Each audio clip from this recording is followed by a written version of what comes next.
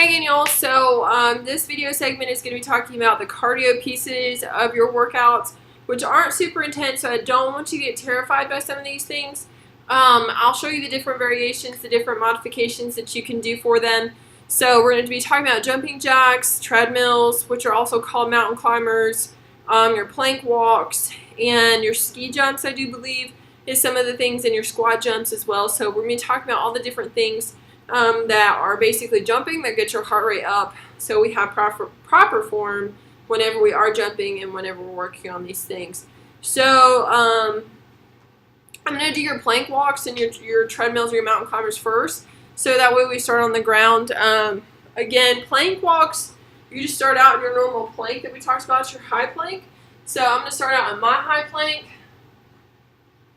And it doesn't matter how much room you have. You can clearly see that I don't have a lot of room to be doing some of these things. So what I'm going to be doing is walking. So as I do, I'm holding my plank.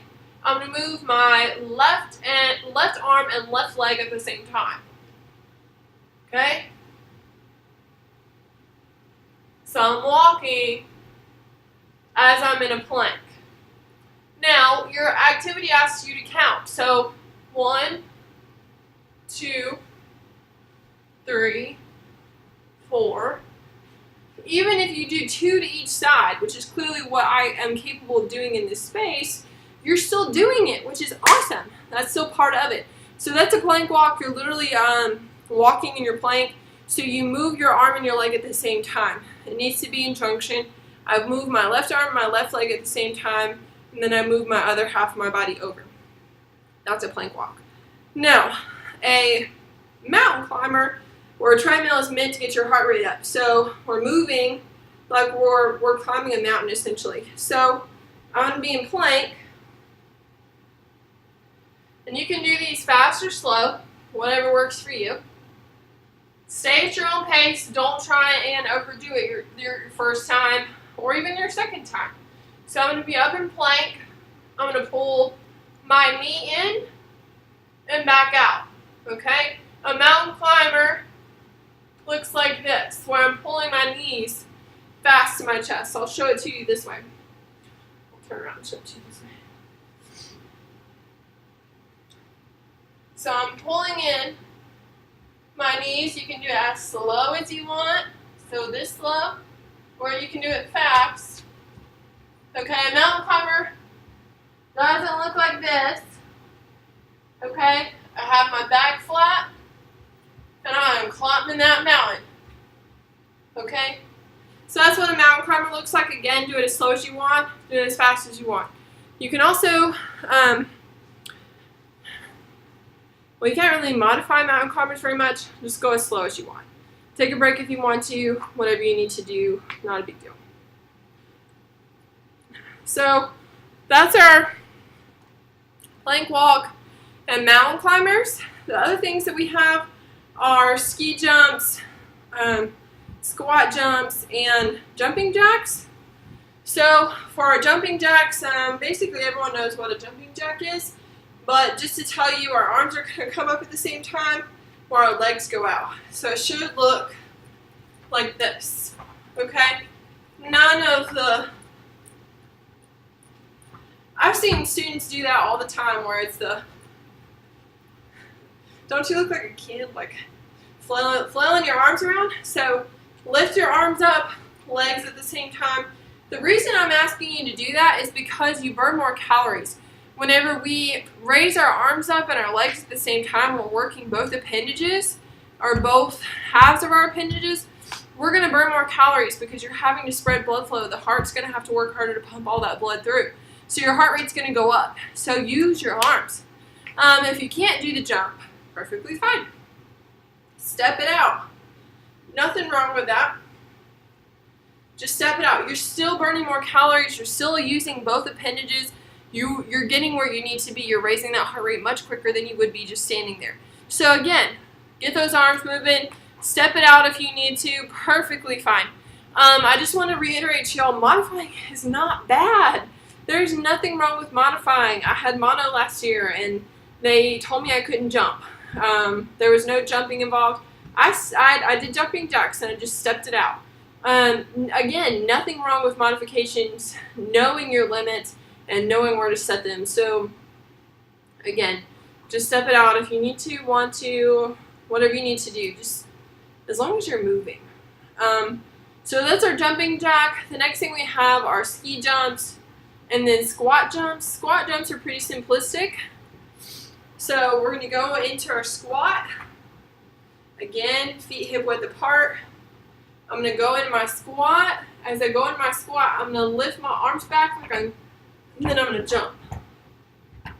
Jump. And you might not get as low in your squat, which is perfectly fine. You'll burn more calories if you do get low in your squat. So the lower in your squat, the more power you're going to get with your legs to do your squat jump. Okay? If you want to modify a squat jump, you can simply do squats.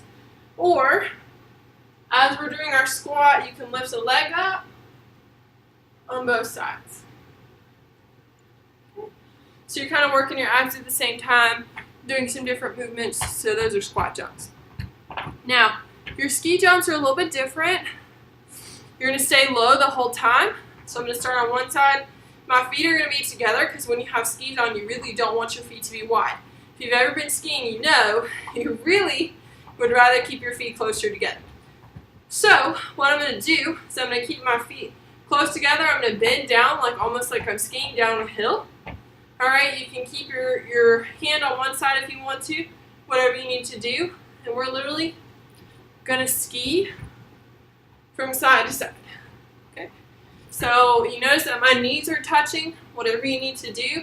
My feet are still together, but I'm just doing side to side jumps. I'm not doing anything super strenuous. I'm not doing anything super large. You can do like little baby jumps if you want to. You can step it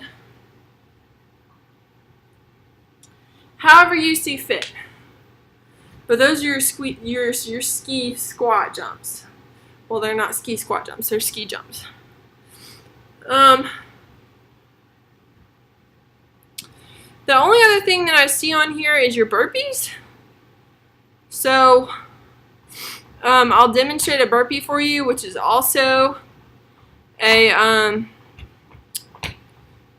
cardio move. And we'll do some donkey butt kicks. And that'll be the extension of what your challenge really is and truly is about. So there are multiple different ways that you can do burpees. So a full burpee, what a full burpee looks like, I'm going to put my hands on the ground, I'm going to jump back, then I'm going to jump forward, and then I'm going to jump up. So a lot of jumping here.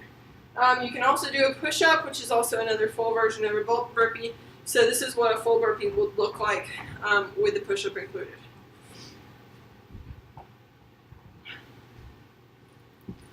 So that's a full burpee. That's the extended version of that. You can also do, you drop your elbows down and then come back up. That's a full version of a burpee. You don't have to do that. You can simply just do the jump.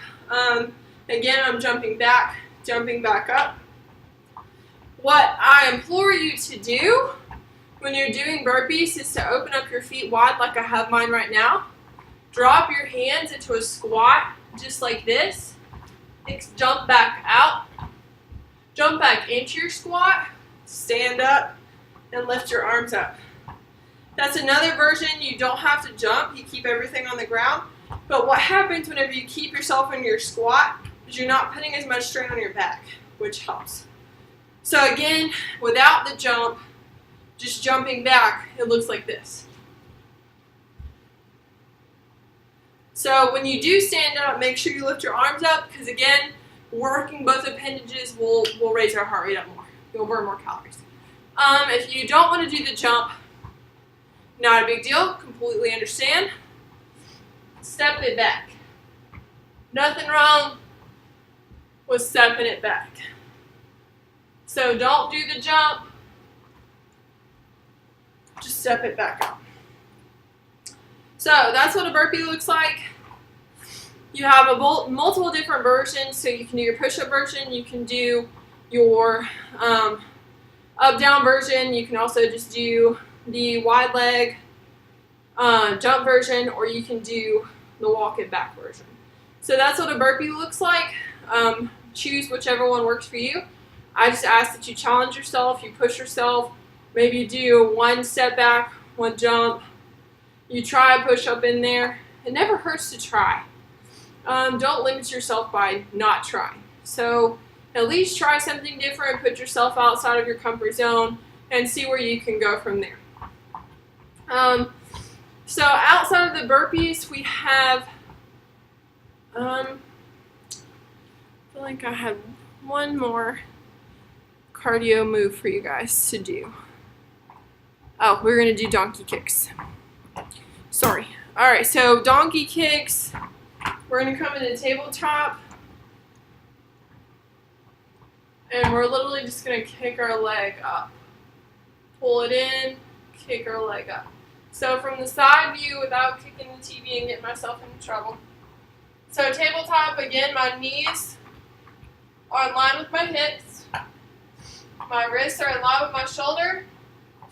Lifting that up, coming back in. My knee never touches the ground.